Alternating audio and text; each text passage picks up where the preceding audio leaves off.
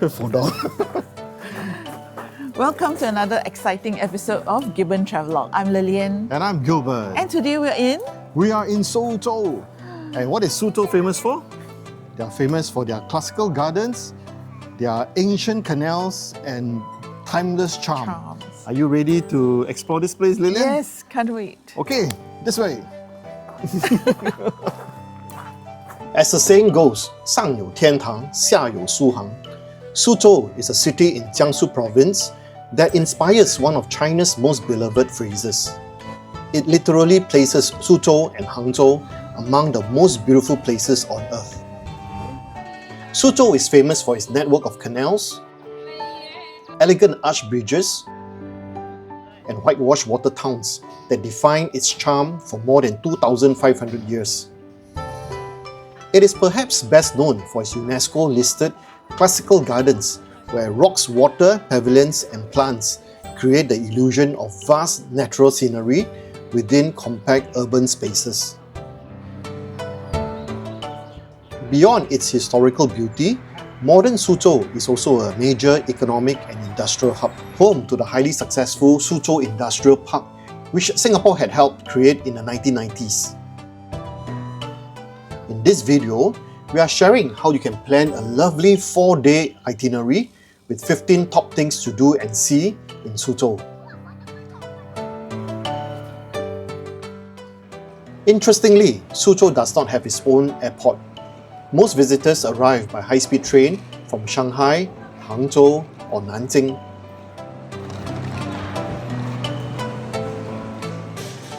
For this trip, Lilian and I fly with our preferred airline, Scoot, to Hangzhou. From Hangzhou, we take the high-speed train to Suzhou. You can book train tickets up to 2 weeks before departure using the official Railway 12306 app, which does not charge booking fees. However, payments is usually through Alipay or WeChat, and there is a 3% fees for transactions above 200 RMB. Setting up the app can also be challenging as it requires passport verification and a live photo. Alternatively, you can use trip.com, which is much more foreigner-friendly. It is in English, you can pay by your own credit cards, and no complicated identity verification. There is a small booking fee of $5 per ticket though, but honestly, the convenience makes it worth it. One important tip here, be careful when selecting your stations. In Hangzhou, there are several stations like Hangzhou, Hangzhou East, Hangzhou West, and Hangzhou South. Similarly, in Suzhou, there are multiple stations like Suzhou, Suzhou North, and Suzhou South. The most common departure point in Hangzhou is Hangzhou East Station or West Station, which handles most of the high-speed trains and is close to the city centre. For Suzhou, the most convenient station is Suzhou Station, the original and most central railway station. Okay, here's how our trip goes. As usual, our journey starts from Changi Airport. Our flight departs at 4:45 PM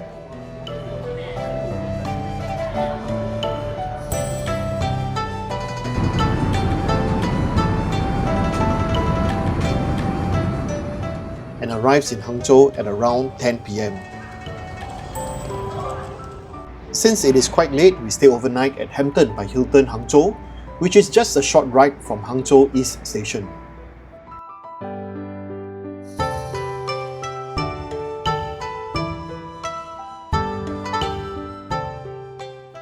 The next morning, we head to Hangzhou West Station because we booked our train tickets a little late and all suitable tickets departing from Hangzhou East are sold out. Lesson learned, book early and do not be complacent. After a comfortable 90-minute high-speed train ride, we finally arrive in Suzhou.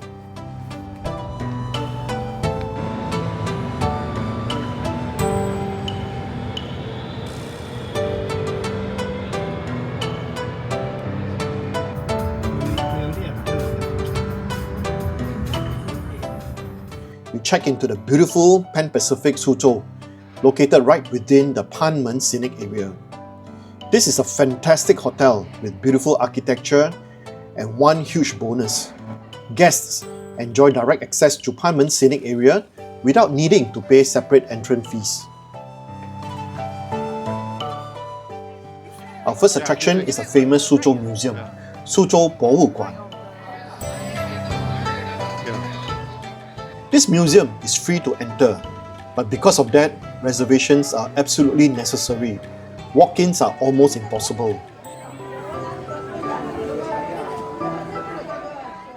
To make a reservation, go to WeChat and search for the mini program Suzhou Borugwan. Tap on 预约, choose your preferred date and enter your passport details. Weekends get booked out very quickly, while weekdays are much easier to secure.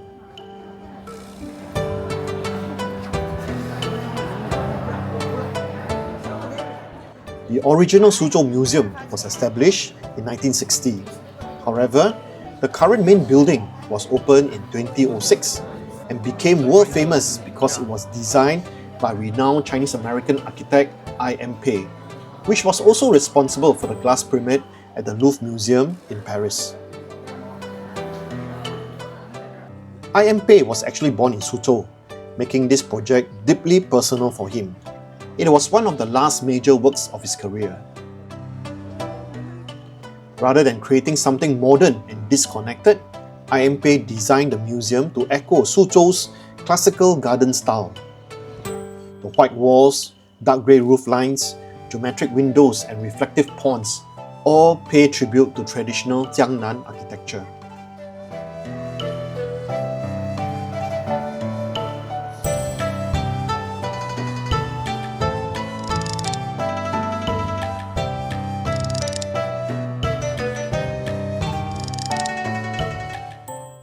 Inside, the museum houses over 40,000 cultural relics, including ancient ceramics, calligraphy, paintings, jade bronzeware, and Ming and Qing dynasty crafts. One of the highlights is a collection of paintings and calligraphy connected to Suzhou's long tradition of scholar artists. The museum also preserves archaeological discoveries from the Wu Kingdom, helping visitors connect the city's elegant surface beauty with its much deeper historical roots. Suzhou Museum truly offers a glimpse into the rich artistic and cultural heritage that made Suzhou one of China's most beautiful cities. We exit the Suzhou Museum through the Zhongwangfu or Prince Zhong's mansion. This 19th century complex was built by Li Xiuchen, a key leader of the Taiping Rebellion who made Suzhou his stronghold. This mansion remains the most complete surviving residence of the Taiping Heavenly Kingdom or Taiping Tianguo.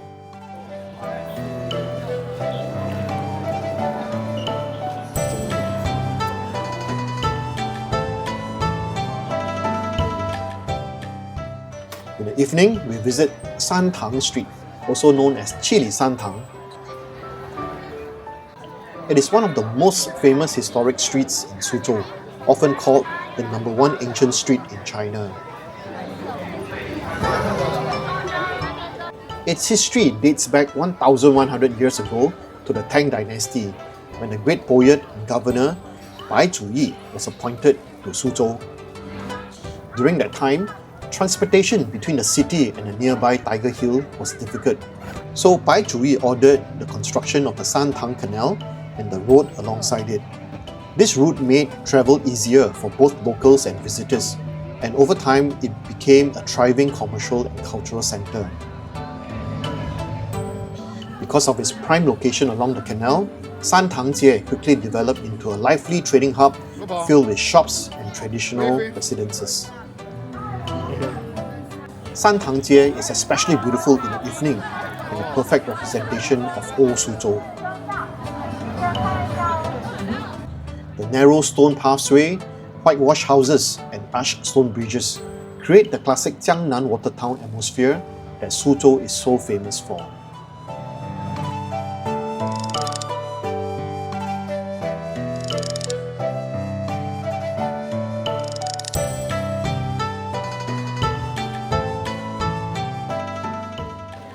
Next morning, we walk past the famous Humble Administrator's Garden and immediately see a super long queue waiting to enter.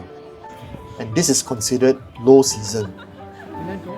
So instead, we decide to visit Lion Grove Garden first, which is just a short walk away. The Lion Grove Garden, or 狮子林园, is one of Suzhou's most famous classical gardens and a UNESCO World Heritage Site. It is specially known for its incredible maze of limestone rockeries, making it one of the most playful and fascinating gardens in China. The garden was first built in 1342 during the Yuan dynasty by a monk named Tianwu and his disciples in memory of their teacher, a Zen Buddhist master. It was originally part of a Buddhist temple and was designed as a place for meditation and spiritual reflection. The name Lion Grove comes from the many Taihu rocks in the garden that resembles lions in different shapes and poses. These natural limestone formations, shaped over centuries by water erosion from nearby Taihu, became the garden's most iconic feature. Unlike the other classical gardens that focus mainly on open views, Lion Grove Garden is like a stone maze, inviting visitors to explore winding paths and hidden caves. Over the centuries, the garden changed hands many times and was restored by different owners, including wealthy merchants during the Ming and Qing dynasties. One of his most famous visitors was Emperor Qianlong, who was so impressed by Lion Grove Garden that he ordered a similar garden to be built in Beijing at the Old Summer Palace. This garden is smaller than the Humble Administrator's Garden, but it is full of personality and absolutely fascinating to explore.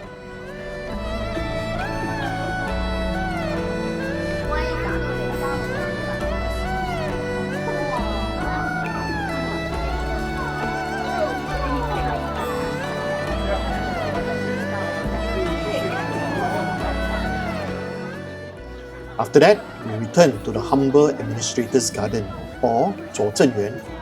The queue is still long, but we discover that if we hire a guide, we can skip the queue and head right in. For a major attraction like this one, we definitely recommend hiring a guide. The guide will help you understand the deeper history and design philosophy behind the landscapes.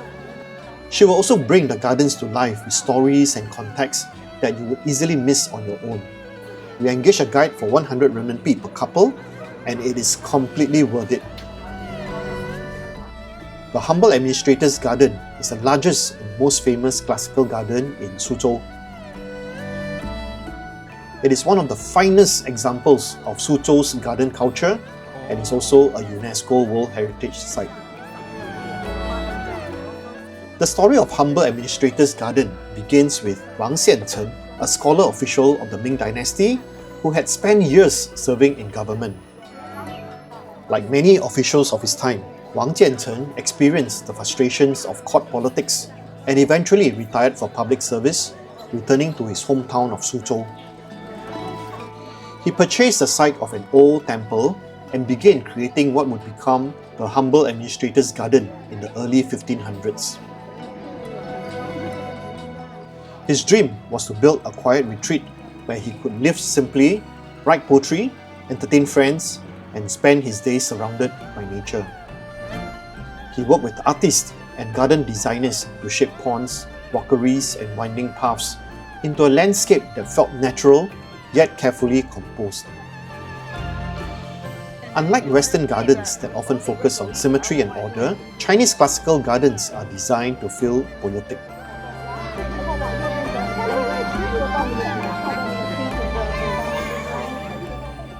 The Humble Administrator's Garden creates the illusion of endless space, even though it sits within the city. But the peaceful dream did not last long. After Wang Jiancheng passed away, his son inherited the estate. According to local legend, his son was reckless and addicted to gambling. In a single night of gambling, he is said to have lost the entire garden and family estate. Today, visiting the humble administrator's garden is about understanding how Chinese people viewed nature, beauty, and the ideal life. Here, peace, reflection, and simplicity are considered the greatest forms of wealth.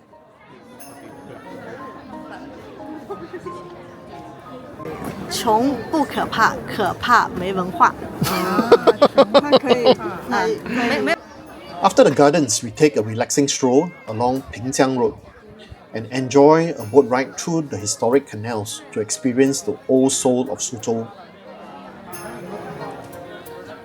Pingjiang Road is one of the city's oldest and best preserved historic streets, with a history of more than 800 years, dating back to the Song dynasty. Running alongside a narrow canal, it captures the timeless beauty of Suzhou's water town charm. This is where whitewashed houses, black tiled roofs, and stone bridges create the classic Jiangnan atmosphere.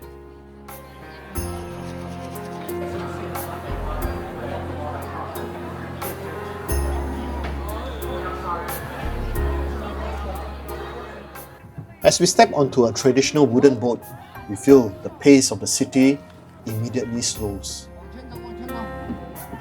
We begin to see Suzhou the way people did centuries ago, from the water.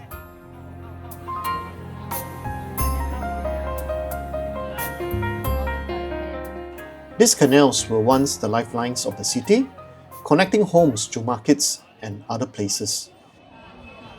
Before modern roads, boats were the main form of transport for both people and goods.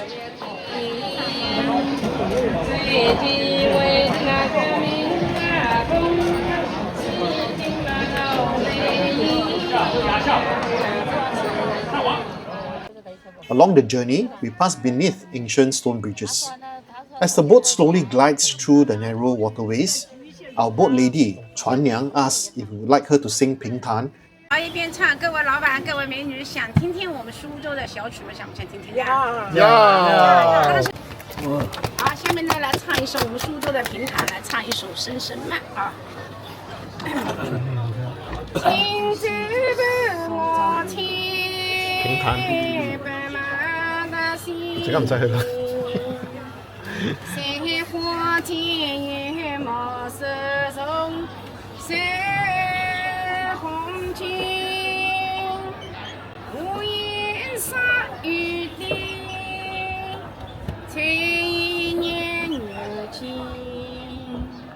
草到这无人的你在哪里？星星明明，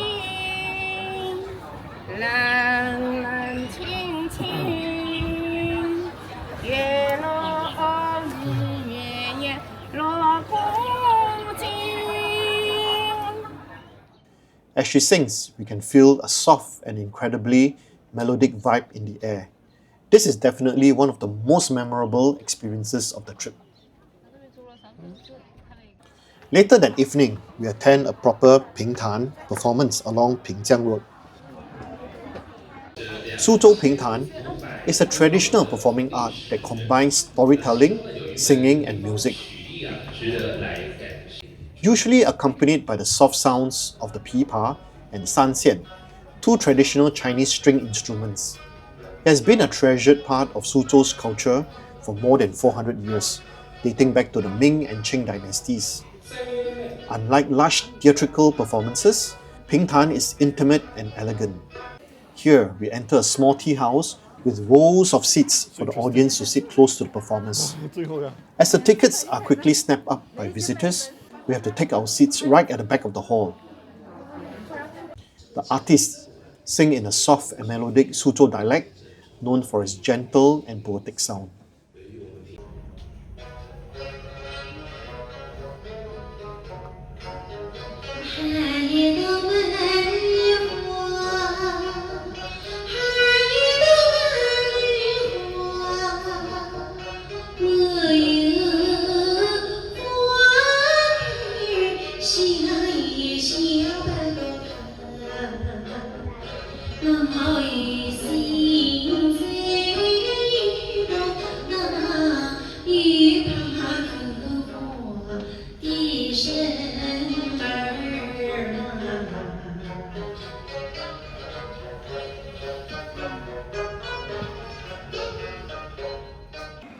Next, we head to Guanqian Road for some shopping. This is one of Suzhou's busiest commercial streets, full of shops, local snacks, and traditional stores. Guanqian, which means in front of the temple, comes from its location beside the historic Xuan Miao, a Taoist temple first built during the Western Jin dynasty over 1,700 years ago. For centuries, people gathered here to worship, trade, and socialize, gradually turning the surrounding streets into Suzhou's main shopping district. Today, it is a lively pedestrian street, while still preserving traces of old Suzhou in its architecture and layout. Lilian finds a beautiful cheongsam store here.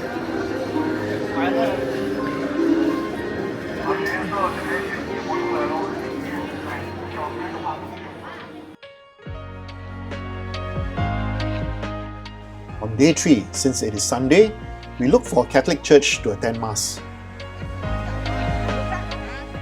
We visit Our Lady of Seven Sorrows Cathedral. Located near the heart of Old Suzhou, the cathedral reflects a different side of the city, beyond its classical gardens and ancient canals. The cathedral was originally built in the late 19th century, during a period where Catholic missions were expanding in China. French missionaries play an important role in establishing the church, serving both foreign residents and local Chinese converts. With its Gothic-inspired design, tall bell tower and symmetrical facade, the cathedral introduces a distinctly European presence into Suzhou's historic landscape. Like many religious buildings in China, the cathedral went through difficult periods during times of war and political upheaval. It was later restored and continues to serve as an active place of worship today.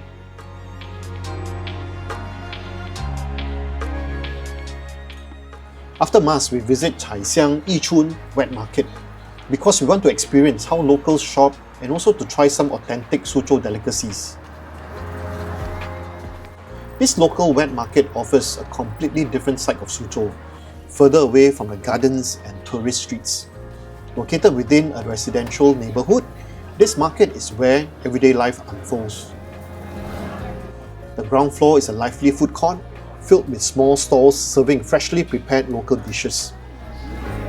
Head upstairs and you'll find the wet market. Here, vendors sell fresh vegetables, seafood, meat, tofu, and other daily essentials.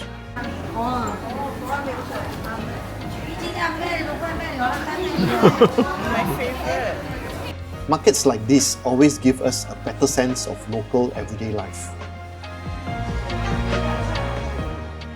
After sampling local food and buying some snacks, we head to Ligongdi at Jinji. Ligongdi is located along the shores of Jinji Lake and offers a completely different side of Suzhou, where it is modern and cosmopolitan.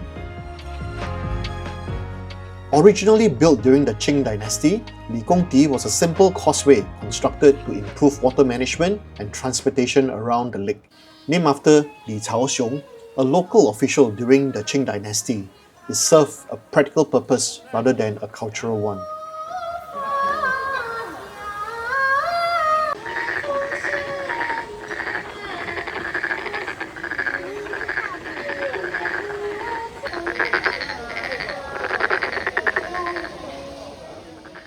Over time, as Suzhou expanded and modernized, the area was transformed into a stylish waterfront destination. Today, Ligongdi is known for its scenic lakeside views, where you can see the skyline of Suzhou Industrial Park across the lake. The promenade is lined with restaurants, cafes, and boutique shops, making it a popular spot for both locals and visitors.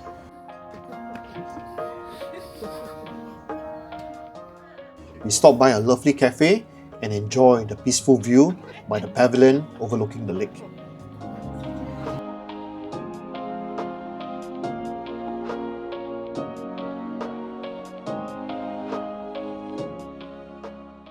Next, we visit the iconic Gate of the Orient, Dongfang Timen. This is one of Suzhou's most iconic modern landmarks. It's located on the edge of Jinji Lake in the Suzhou Industrial Park. This striking skyscraper stands out immediately for its unusual shape, a massive arch that resembles a traditional Chinese gateway. It's inspired by the idea of a ceremonial city gate, symbolizing Suzhou's openness to the future while staying connected to its past. Completed in 2016, the building rises to about 300 meters and consists of two towers connected at the top, creating its distinctive silhouette. It houses offices, a luxury garden, and retail spaces, making it both a commercial hub and an architectural statement. Of course, we stop for photos and also visit the shopping mall inside.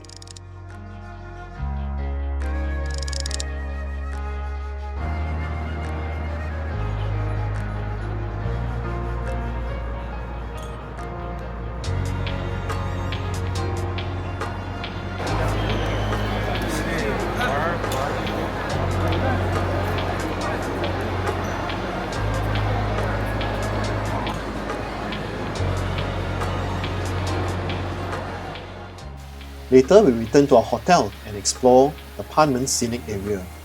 The Panmen Scenic area is one of the most historically significant sites in Suzhou.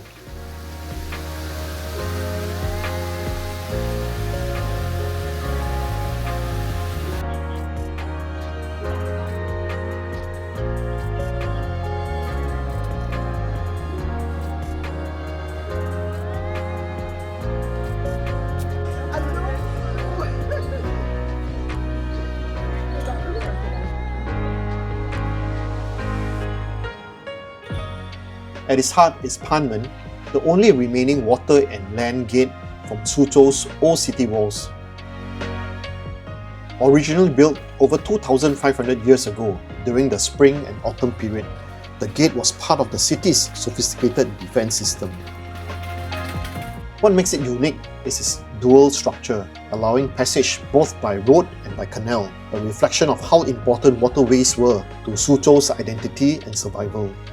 The current structures you see today largely date back to later reconstructions, particularly during the Yuan and Ming dynasties. However, they still preserve the original design and purpose.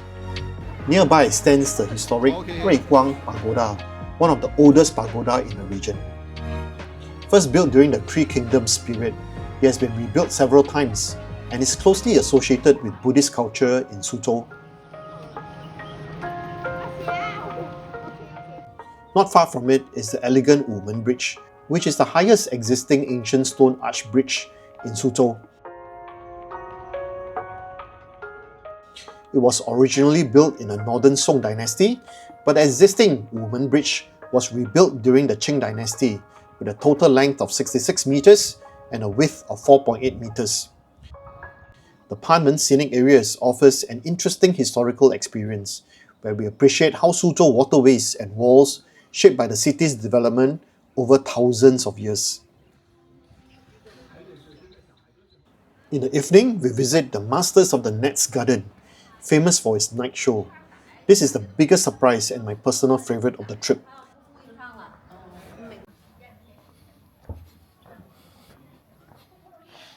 The Master of the Net's Garden Night Show is one of the most unique cultural experiences that we have in Suzhou. 它于1982年的时候被国务院列入了全国重点文物保护单位，于1997年列入世界遗产名录。By day, the garden is a quiet and elegant example of classical Chinese design. But at night, it transforms into a series of intimate performance spaces where traditional arts come to life within the pavilions, courtyards, and halls.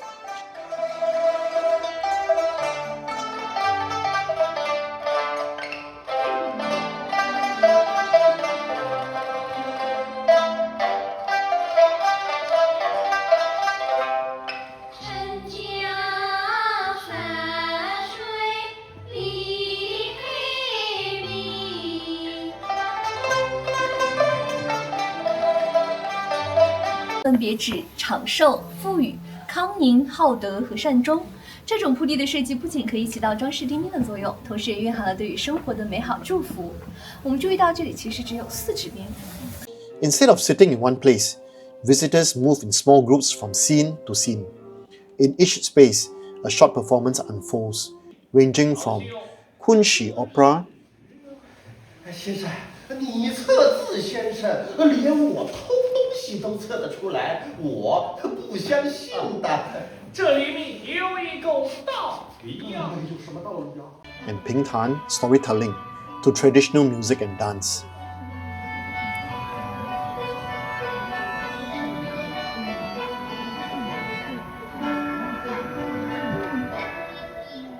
The performances are set against a backdrop of the garden itself, with dim lighting, reflections on the water, and centuries-old architecture creating a truly atmospheric setting.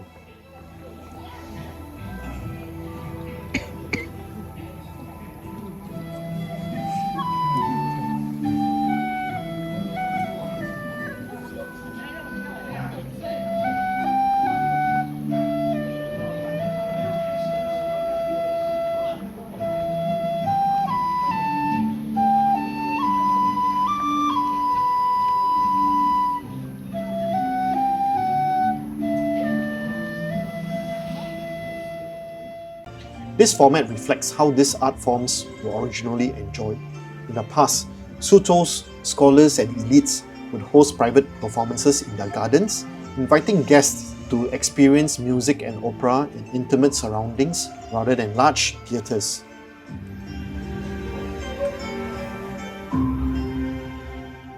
The garden's layout enhances this experience. For me, this is the true highlight of Suzhou.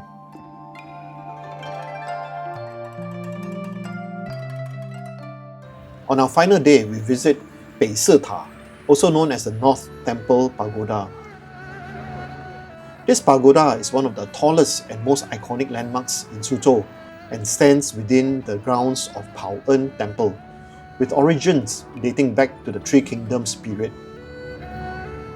The pagoda itself has been rebuilt several times over the centuries, with its current form largely dating back to the Ming Dynasty. Rising to about 76 meters, it is the tallest ancient structure in Suzhou. Its 9-story octagonal design is a classic example of traditional Chinese pagoda architecture. Despite wars, fires, and the passage of time, the pagoda has been repeatedly restored, preserving its presence through different dynasties and eras of Chinese history. For centuries, it serves both as a Buddhist temple and as a symbol of protection for the city. Our final stop in Suzhou is the Garden of Cultivation, also known as Yipu, one of Suzhou's lesser-known classical gardens. Originally built during the Ming Dynasty, the garden later came into the hands of a scholar named Wen Zhenheng. He transformed the garden into a refined private retreat, designed for quiet living, artistic expression, and intellectual pursuits. The name Garden of Cultivation reflects this purpose of cultivating the mind and spirit through nature and art. Compared to the other gardens in Suzhou, Yipu is smaller and less crowded, giving it a peaceful and lived-in feel. The design is simple yet elegant, with a central pond, modest pavilions, rockeries, and carefully placed plants that created a natural flowing landscape. Like all classical Chinese gardens, every element is intentional. We also enjoy tea at the tea house inside the garden, which becomes the perfect slow ending to the trip.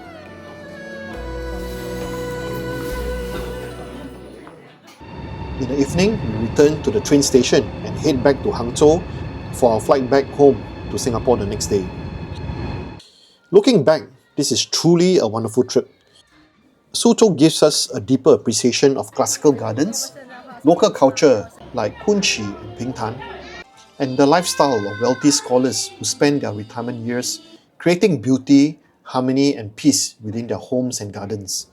It is a city where history is not just preserved, but still beautifully alive.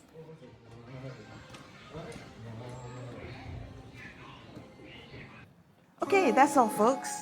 If you enjoyed this video, don't forget to give us a like, leave a comment for us, And and subscribe to Gibbon Travelogue. Until our next video, We'll we'll see you again. Bye. 再见.